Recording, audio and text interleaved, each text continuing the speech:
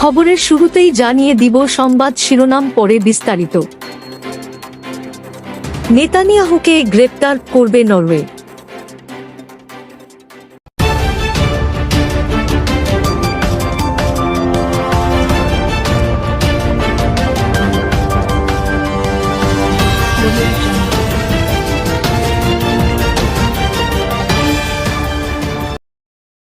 ইসরায়েলের প্রধানমন্ত্রী Benjamin Netanyahu Norway পা রাখলেই গ্রেপ্তার করা হবে।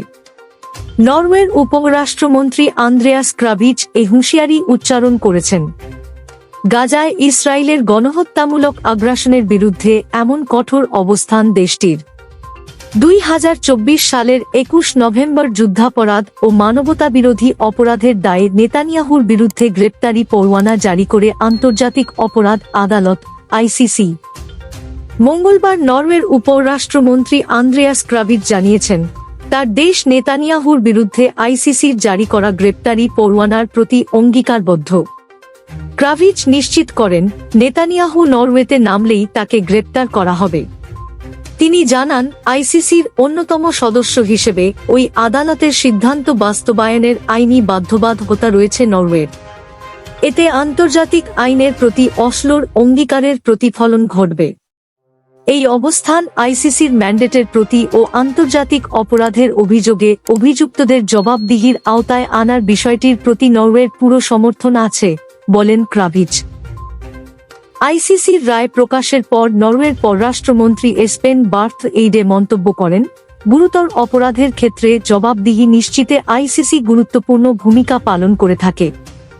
2024 সালের মে মাসে নেতানিয়াহু, গ্যালান্ট ও হামাসের 3 নেতার বিরুদ্ধে গ্রেপ্তারি পরোয়ানা জারির আবেদন করেছিলেন আইসিসি প্রধান কৌঁসুলি করিম খান। তার আবেদনের পরিপ্রেক্ষিতে গত 21 নভেম্বর গ্রেপ্তারি পরোয়ানা জারি করে আইসিসি।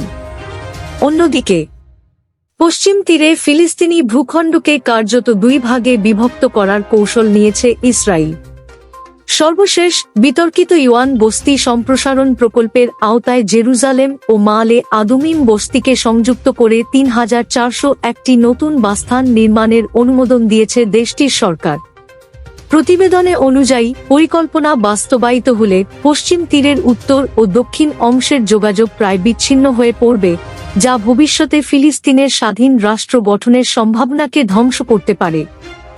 ইসরায়েলের উগ্রপন্থী অর্থমন্ত্রী ও বস্তি বিষয়ক নীতি নির্ধারক বেজালেল স্মোট্রিচ ঘোষণা দিয়েছেন, ইওয়ান প্রকল্প ফিলিস্তিনি রাষ্ট্রের ধারণাকে চিরতরে সমাধিস্থ করবে।